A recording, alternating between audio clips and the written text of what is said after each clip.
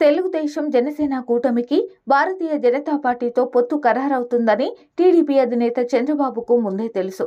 అంతేకాదు పొత్తులో భాగంగా ఏ నియోజకవర్గాలు కేటాయించాలనే విషయంలో కూడా ఆయనకు కొన్ని లెక్కలు ఉంటాయి.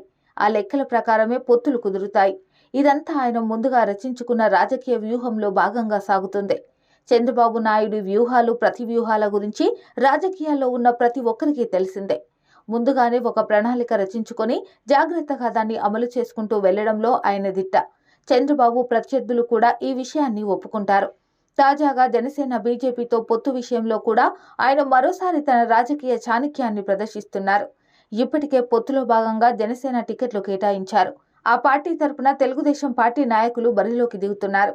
వాస్తవానికి పార్టీలో చేరాల్సిన వల్లభనేని బాలశౌరి, కొనితెల రామకృష్ణ, కొత్తపల్లి సుబ్బారాయుడు లాంటి నేతలను జనసేనలోకి పంపించడంతో పాటు వారు ఏ నియోజకవర్గాల నుంచి బరిలోకి దిగాలో కూడా చంద్రబాబు నిర్ణయించారు.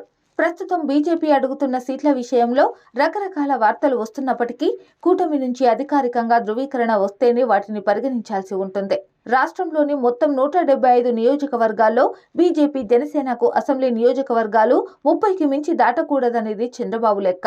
పొత్తులో భాగంగా కొన్ని సీట్లను వదులుకోవాల్సి ఉంటే కొంత వెనక్కి కూడా తగ్గుతారు. ఎందుకంటే ఈ రెండు పార్టీల తరపున బరిలోకి దిగేవారు తనవారే అని చంద్రబాబుకు తెలుసు. సీట్ల విషయంలో సాధ్యమైనంత వరకు నియంత్రణ పాటిస్తారు.